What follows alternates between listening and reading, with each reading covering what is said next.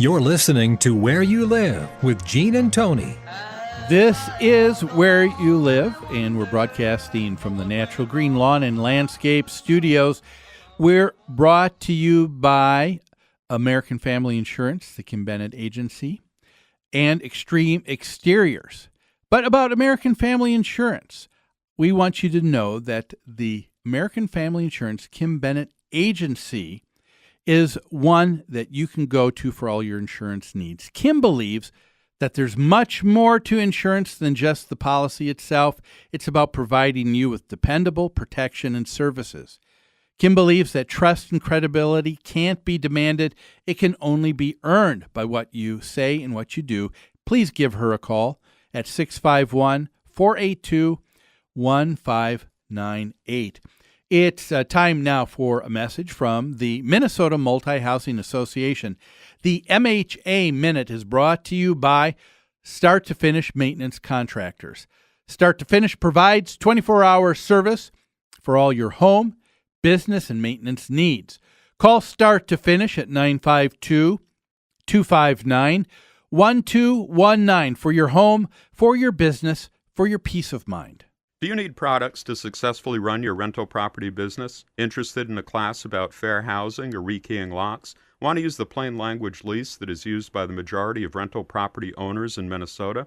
Then you should visit mmha.com. That's two M's, mmha.com. That's the website for the Minnesota Multi-Housing Association, the most comprehensive resource in the state for owners of everything from a duplex to hundreds of units, and for townhome and condo associations as well. They've been around for 40 years and put on hundreds of seminars, publish a monthly magazine, sell Attorney General approved leases, and have countless other tools for property owners. While they are a membership organization, all of their resources and seminars and their annual convention and their spring conference and their orientation programs are open to everyone. For more information, visit the website, mmha.com. We're talking about a Time Magazine article in the Business and Money section from November 12th, talking about the people's bailout, how in New York the Occupy movement there says we've got a way for helping to have people have their debt forgiven. And the article began by talking about how a lot of big business had a bailout by the federal government because it was thought that they were too big to fail. And it was making the statement that a lot of Americans are now having their hand out saying, hey, government, where's mine? Where's my share? The person goes on to assert that while the total household debt has come down since the recession, the poor economy has left many Americans in a position where they're unable to repay their loans. And so it is true that because of the poor economy that we've seen, people have not been able to see income really rising. But, there's two aspects to getting things under control financially, whether it's an individual family's budget, a city government, a homeowners association, or the federal government. One issue is, yes, you can take in more money. And yes, everybody can always think that, you know what, if I just had more income, everything would be taken care of. But the other part of that equation that needs to be looked at is spending. Are you making the best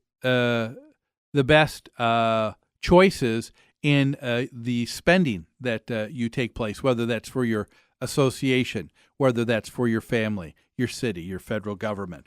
And that sometimes that part of the equation isn't looked at.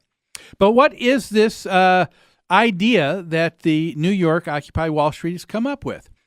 They now have an offshoot that they want to call strike debt, and they've begun to raise money to buy defaulted and distressed debt from brokers so they can turn around and just outright forgive the debt. Because this debt has been in default for so long, it can be bought for very cheap, and sometimes as little as a few pennies on the dollar. So what they're talking about is what happens is someone uses their credit card, and let's say they use it for $200-300, and then they're unable to pay that back. Well, of course, the credit card company will try a couple of times to try and get that money. If they don't get any kind of satisfaction from the person, a lot of times they'll take that bad debt initially, bundle it up, and then they sell it off because they'll say, instead of us trying to take more and more of our time to try and retrieve that $300, we'll get someone to pay us 50 cents on the dollar. So they get $150, and they say, we just write it off. $150 is better than nothing. Well, now you've got the second group who has made an investment of $150. And so what are they trying to do? They're going to try all over again to try and collect that debt, because they know that if they spend $150 and they were able to get the $300 from you, they've doubled their money, haven't they? And that's a pretty good payday. And so what happens is they try for a while, and that's why you see debt that ends up going from one hand into the hands of another company. And then you get calls from another collection agency, because what do? After a while, that second collection agency says, you know what, here's some debts we couldn't get any money from. So they put a bunch together and they sell it off to another agency. And that agency may pay only 25 cents on the dollar. And so the people that paid 150 said, you know what, getting 75 over nothing is a little better than nothing. So they sell it, and now that person's trying to collect it in hopes it's a little bit further down the chain, but their hopes, if we can collect the 300, we only paid 75 for 300. That's a great payday, isn't it? Well, this happens over and over again with debt. And after a while, there are debt companies and collectors who have purchased these debts and these amounts 3, 4, 5 times, and after a while, there isn't much chance or hope that they're going to get any money left. So what happens is the Occupy movement said what they've done is, in this case, it was dealing with debt from hospitals, medical debt. They said that they were able to purchase for $466 about $14,000 of medical debt. Now, what did they do after that was all said and done? They turned around and said to those people where the $14,000 was owed for medical debt, you don't owe the debt anymore. We're the ones that actually hold the debt and can go after you for the amount, but we're not going to do that. Is that a good idea? You know, it sounds like there is. I can't fault anybody who wants to try and buy debt to take someone else out of the picture and then turns around and says to someone, it's forgiven. That's a great idea. But is that a model that can be used that will work on a larger scale for the debt that a lot of people have on homes and school debt? According to the Wall Street, Occupy Wall Street people, they said, we think it can be. And so they are right now in New York City later on in November. They're trying to raise $50,000 because they think if we can raise $50,000, we might be able to buy as much as $1 million worth of debt when it comes to mortgages. And we can turn around to a couple of people and say, your mortgage is forgiven. Your debt is gone. Is this a great idea?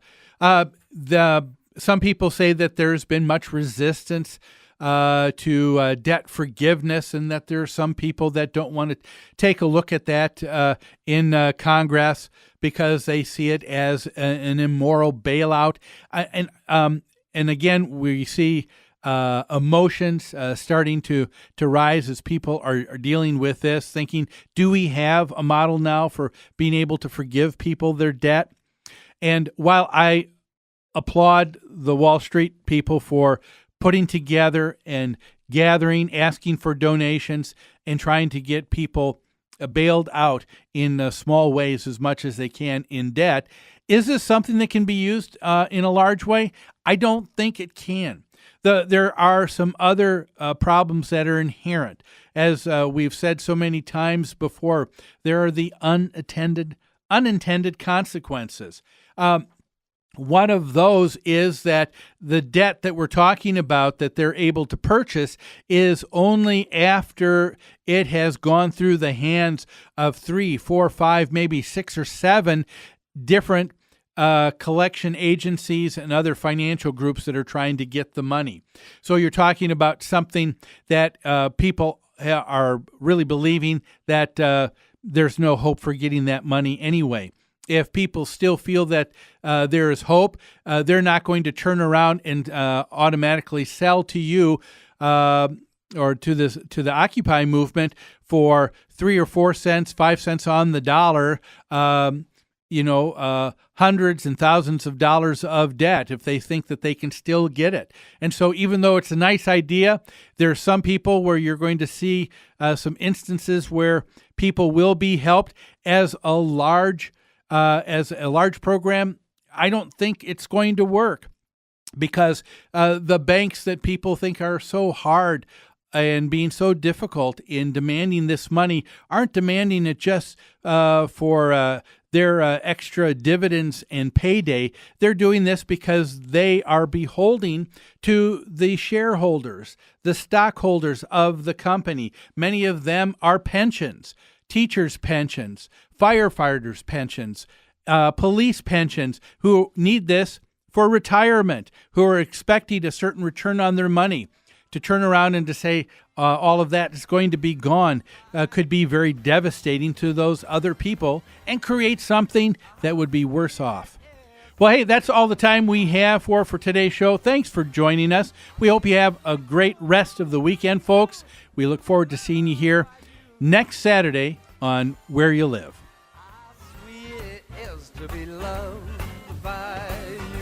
Bye.